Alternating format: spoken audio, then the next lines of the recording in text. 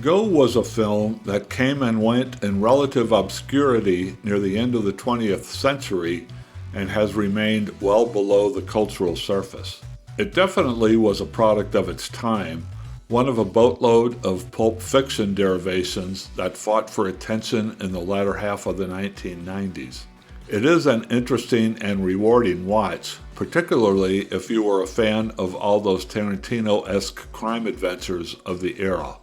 Go gives us a fascinating early look at several faces we've gotten to know pretty well in the past couple of decades. Katie Holmes, Jay Moore, Timothy Oliphant, Jane Krakowski, and Melissa McCarthy are among the notables I recognized. All were in the formative stages of their careers when they appeared in Go. Go was the first feature film written by John August, who went on to pen the mega-hit Charlie's Angels and 5 Tim Burton films.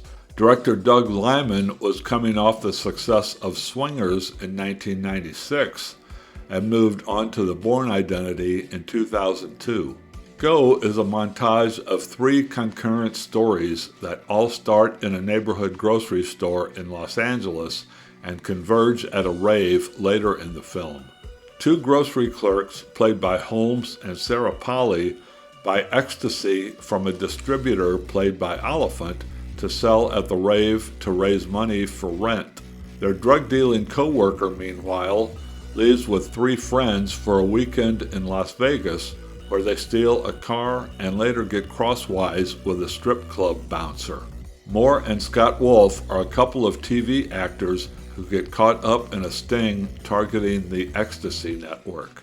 Car chases and shootings and assaults and other hijinks ensue. It's a well-paced, action-packed, timeline-fractured, darkly funny movie. And, of course, it's exciting to see all these well-known faces at a time when they all were working to break through.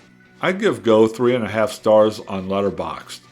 It was well on its way to 4 stars through the first 2 acts, but I was deflated by its limp ending, which felt to me like it might have been a compromise to please a test audience. Critics in its day liked it for the most part, but it didn't do much at the box office, barely getting over its $20 million budget in worldwide ticket sales.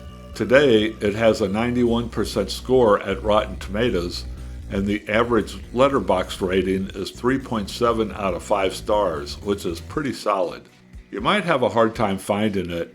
It is not on any free or subscription streaming services.